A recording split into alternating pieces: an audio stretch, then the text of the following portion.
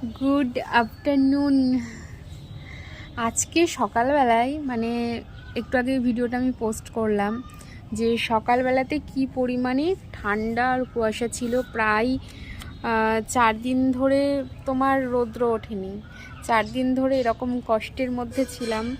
তারপরে শুনছিলাম নিউজে যে বৃষ্টিও হবে, তো ভাবছিলাম যে আমাদের তো অনেকগুলো খরগোশের বাচ্চা রয়েছে, মানে খরগোশ রয়েছে, তো তাদের তো ভীষণ পরিমাণে কষ্ট হচ্ছে। ওরা তো বেশ কয়দিন থেকে একদম থরথর করে কাঁপছে, আর খাওয়া দাওয়া করেছিল না, ঘুমোচ্ছে শুধু, মানে ঠান্ডা এতটাই যে পাতা টাতাও খাচ্ছিল না, ওদের খুব কষ্ট হচ্ছিল। তো ফাইনালি আজকে রৌদ্র উঠেছে, মানে অল্প তাপমাত্রা রয়েছে কিন্তু তবুও রৌদ্র উঠেছে। আর এই যে পুজিকে এখানটায় ঢাকা রয়েছে, মানে ও ছাড়াই ছিল এতক্ষণ, এক্ষুনি ঢাকলাম, কেননা ঢাকলে পরে একটু ঘুমোবে, রৌদ্র আছে একটু ঘুমিয়ে নেক রৌদ্রের তাপে। আর এখানে গুড়গুড়িকে ঢেকে রেখেছি, ও ভীষণ চঞ্চল, ভীষণ দুষ্টু। কই রে গুড়গুড়ি, এই যে বেরোবে বেরোবে।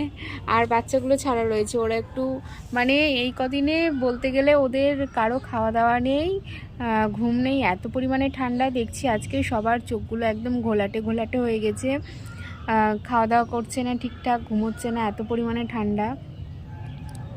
এই যে একজন আসলো, এত বিচ্ছু হয়েছে না, ধরাই যায় না। তো এই যে ছাদে এখন বসে আছি, আর আমি না পড়িয়ে এসে আমিও স্নান করে নিয়েছি, মানে আজকে শ্যাম্পু করেছি। দেখছি যে একটু রোদ উঠেছে, এটাই সুযোগ, কবে আবার রোদ উঠবে তার ঠিক নেই। আর রোদ না উঠলে না শ্যাম্পু করাটা ভীষণ কষ্টকর হয়ে যায় এই শীতকালে।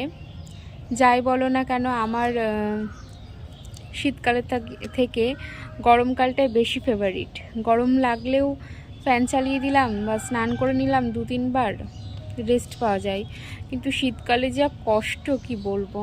এই যে একজন এখানে এসছে, এই যে আসে কাছে আসে আবার চলে যায়, তো কি মাথায়।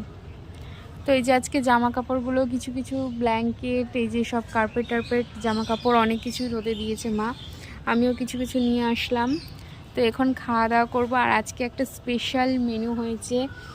আমি বললাম যে শীতকালে তো কোথাও পিকনিক টিকনিক করা হয় না এখন, তো আজকে ফাঁকা আছি আর একটু ফ্রিও আছে মা, তো আমি বললাম যে চলো তাহলে ফ্রাইড রাইসটা করো আর একটু চিকেন করো, তো সেটাই করেছে।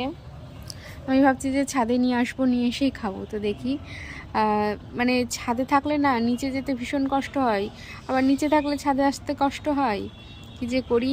তো চলো দেখি।